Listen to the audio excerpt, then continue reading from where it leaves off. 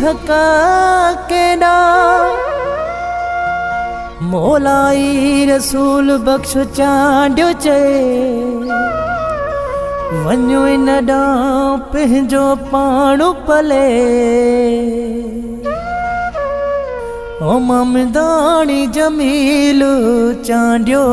चए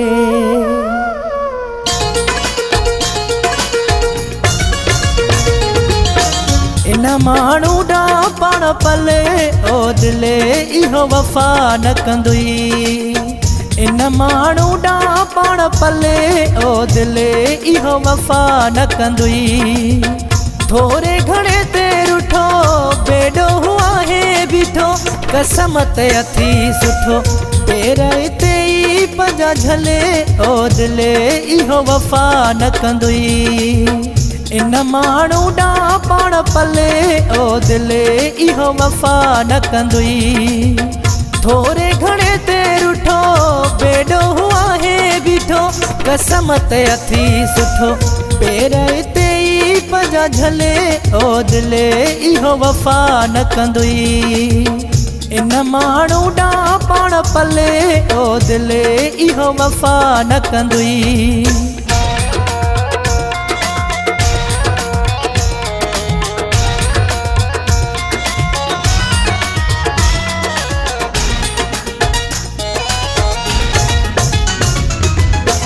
आज़मायल खे थी आज़माए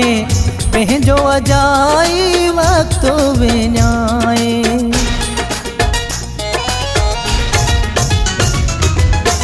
आज़मायल खे थी आज़माए पंहिंजो अजाई वक़्त विञाए घड़ी घड़ी न तूं भुलु ओ दिले इहो वफ़ा न कंदुई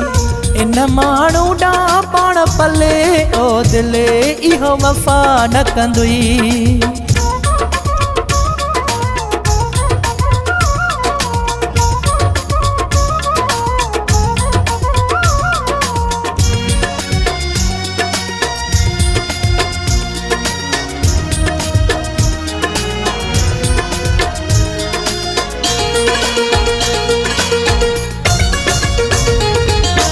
लिखी ॾियाई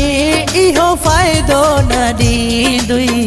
इन जो सचो हिकु वाइदो न थींदुई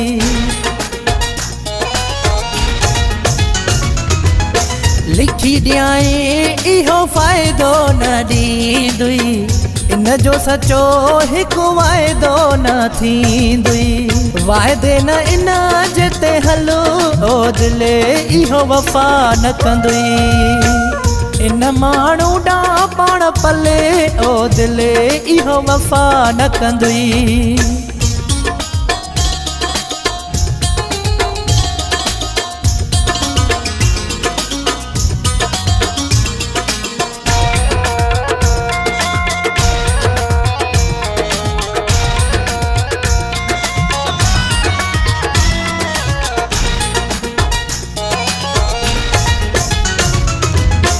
ममदानी यूनिस सचु ही चवई थो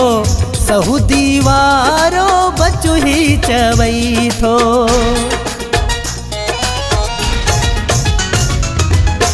ममदानी यूनिस सचु ही चवई थो सऊदी वारो बचु ही चवई थो सूंहं ॾिसी न तूं भुलु ओ दिले इहो वफ़ा न कंदुई इन माण्हू ॾांहुं पाण पले ओ दिले इहो वफ़ा न कंदुई थोरे घणे ते रुठो बेडो आहे बीठो कसम ते अथी सुठो पेर ते ई पंजा झले ओ दिले इहो वफ़ा न कंदुई इन माण्हू ॾांहुं पाण पले ओ दिले इहो वफ़ा न कंदुई।